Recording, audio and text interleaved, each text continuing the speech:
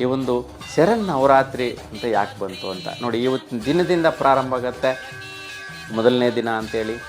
ಇನ್ನು ನವರಾತ್ರಿ ಅಂತಂದರೆ 9 ದಿನಗಳು ಯಾಕೆ ಬರ್ತಾ ಇದೆ ಅಂತಂದರೆ ನೋಡಿ, ಶರನ್ನವರಾತ್ರಿ, ಶರತ್ ಅಂತಂದರೆ ಶರತ್ಕಾಲ, ನವ ಅಂತಂದರೆ 9 ದಿನ, ರಾತ್ರಿ ಶರನ್ನವರಾತ್ರಿ. ರಾತ್ರಿ ಅಂತಂದರೆ ಹೆಚ್ಚಾಗಿ ಈ ಒಂದು ದೇವತೆಗಳ ಪೂಜೆ ಪುನಸ್ಕಾರಗಳೆಲ್ಲವೂ ಕೂಡ ಹಗಲಲ್ಲಿ ಒಂದು ಅಭಿಷೇಕ ಅಲಂಕಾರ ಪೂಜೆಗಳಾದರೂ ಸಹ ವಿಶೇಷವಾಗಿ ಜನಸಂದಣಿ ಸೇರುವಂತಹದ್ದು, ಮತ್ತು ಎಲ್ಲ ಮಕ್ಕಳು, ಒಂದು ದೊಡ್ಡವರು, ಹಿರಿಯರು, ಎಲ್ಲ ಊರಲ್ಲಿರ್ತಕ್ಕಂಥ ಗ್ರಾಮಸ್ಥರು, ಆಯಾ ಪ್ರದೇಶದಲ್ಲಿರ್ತಕ್ಕಂತಹ ಜನಸಮೂಹ ಸಾಯಂಕಾಲದ ಹೊತ್ತು ಭಜನೆ ಆಚರಣೆಗಳು ವಿಶೇಷವಾಗಿ ನಡೆಸುವಂತಹದ್ದು. ಅಂದರೆ ರಾತ್ರಿ ಜಾಮಗಳು, ಅಂದರೆ ಸಾಯಂಕಾಲ 6 ಗಂಟೆಯಿಂದ 9 ಗಂಟೆ, 9ರಿಂದ 12 ರಾತ್ರಿ, ಮಧ್ಯರಾತ್ರಿ 12ವರೆಗೂ, ಅಂದರೆ 2 ಜಾಮಗಳಲ್ಲಿ ವಿಶೇಷವಾಗಿ ಪೂಜೆ ಪುನಸ್ಕಾರಗಳು ಮಾಡುವಂತಹದ್ದು, ಮತ್ತು ಶಕ್ತಿ ದೇವಿಯ ಆರಾಧನೆ ಹೆಚ್ಚಾಗಿ ಮಾಡುವಂತಹದ್ದು.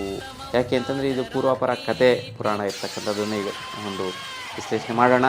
ಹಾಗಾಗಿ ಈ ಒಂದು ರಾತ್ರಿ ಜಾಮದಲ್ಲಿ, ರಾತ್ರಿ ಕಾಲದಲ್ಲಿ ಮಾಡುವಂತಹ ಈ ಒಂದು ಪೂಜಾ ಕಾರ್ಯಗಳಿಗೆ ಒಂದು ನವರಾತ್ರಿಗಳು, ಅಂದರೆ 9 ದಿನಗಳ ರಾತ್ರಿಗಳು ಅಂತ.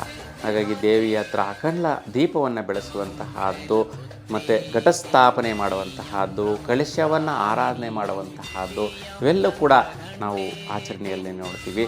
ಒಂದೊಂದು ದಿನಕ್ಕೆ ಒಂದೊಂದು ದೇವಿಯ ಒಂದು ಪೂಜೆ ಪುನಸ್ಕಾರ ಆರಾಧನೆಯನ್ನು ನೋಡ್ತೀವಿ.